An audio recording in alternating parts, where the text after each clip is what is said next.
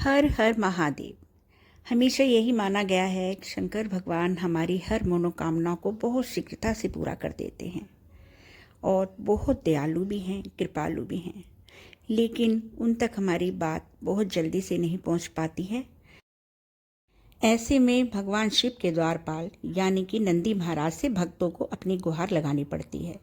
नंदी महाराज भक्तों की मनोकामनाएं भोलेनाथ तक पहुंचाते हैं और इसके पश्चात ही भक्तों की इच्छाओं की पूर्ति हो पाती है। भगवान शिव के प्रमुख गणों में से एक है नंदी जी।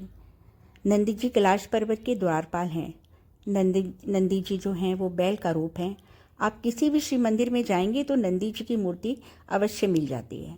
दरअसल क्या है कि भगवान शिव ने खुद नंदी जी को वरदान दिया था कि जहाँ जहाँ मैं विराजमान रहूँगा वहाँ पर तुम भी विराजमान होंगे।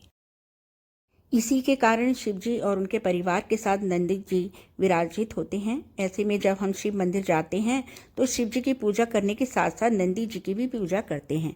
इसके साथ ही उनके कान में अपनी कामना कहते हैं, लेकिन हमें सही ढंग से कामना कहने का तरीका नहीं आता।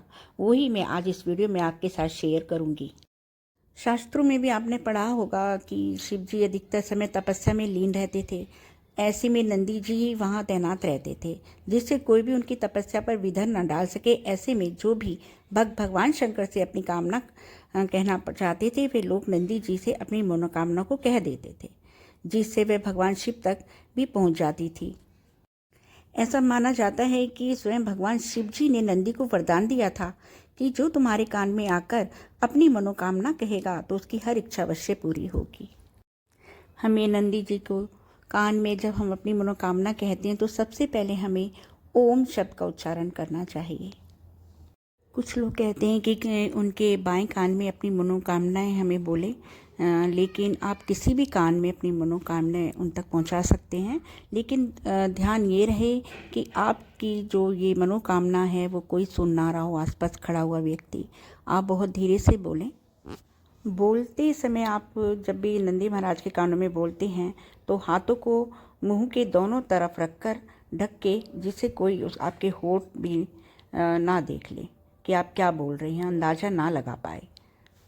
आप ये अवश्य ध्यान रहे कि अपनी मनोकामना कहते हुए आप किसी की बुराई ना करें और किसी के लिए बुरा ना मांगें, और मनोकामना आपकी एक ही होनी चाहिए। तो आप उनसे अपनी मनोकामना पूरी कह दें तो उनके समक्ष आप भेंट स्वरूप कुछ भी अर्पित करें, चाहे वो फल हो, प्रसाद हो या धन हो। आप कुछ भी उन्हें भेंट करें।